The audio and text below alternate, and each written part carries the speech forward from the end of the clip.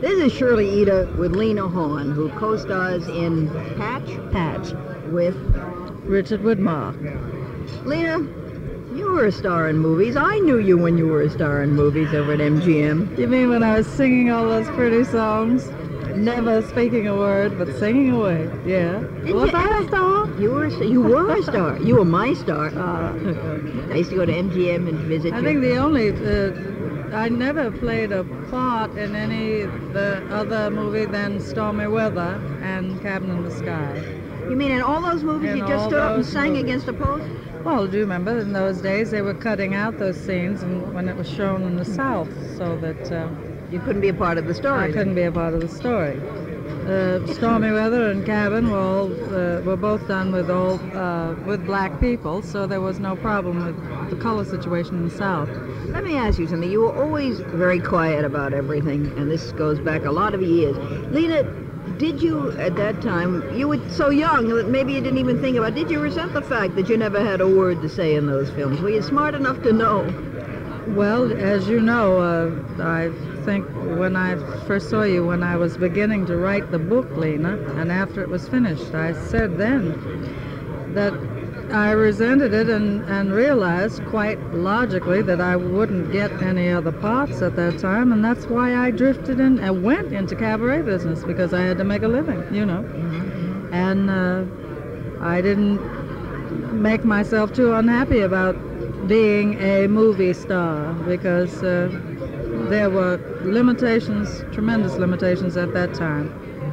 And it's interesting to note that when I was asked to do this part, it's sort of, I thought back 25 years ago when I went to MGM, they said, well, now, you know, we're going to begin to use black people in their usual way, instead of just as servants or funny shuffling comics.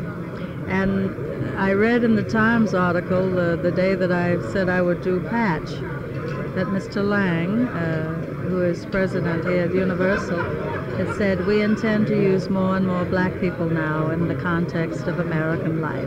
And I feel I've been living in a flashback. Have you noticed any change at all?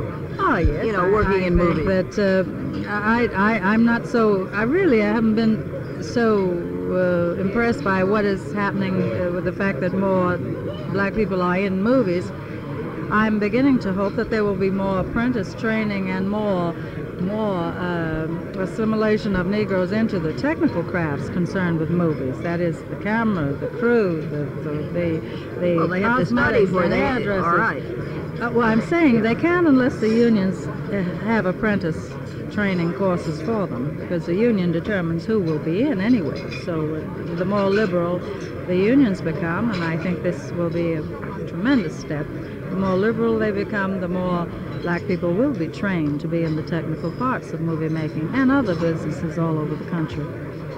You know, Lena, it's a funny thing. Here we are sitting in a commissary. That's what all the noise is around us.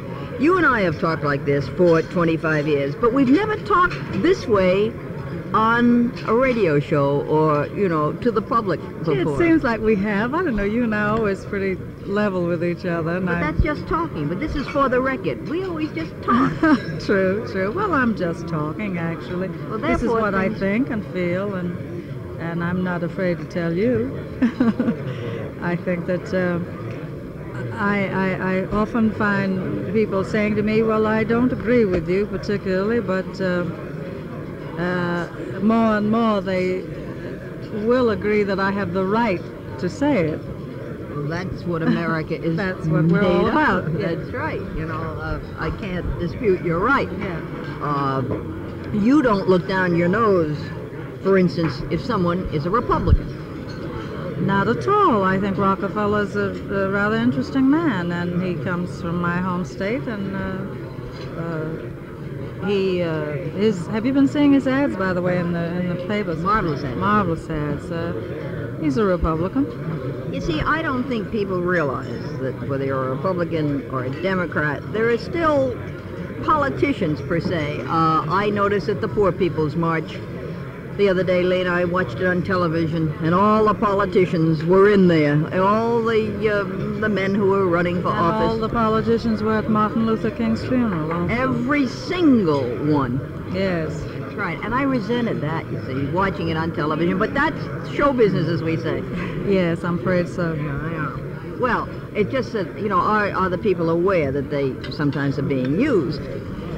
The whole American public. I think so. I don't know. I sometimes feel that we may be rather a wheeler-dealer society, but we are the only fully democratic one, so I think we just have to keep shaping up and trying to improve what we have.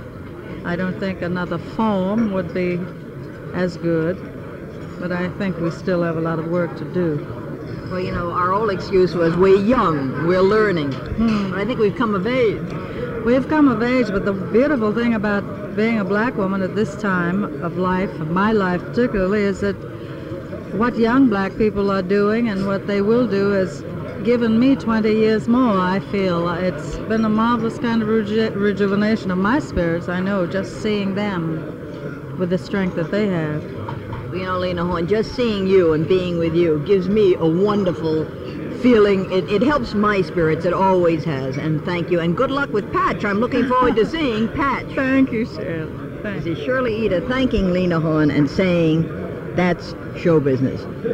This is Shirley Eder with Lena Horne for Monitor.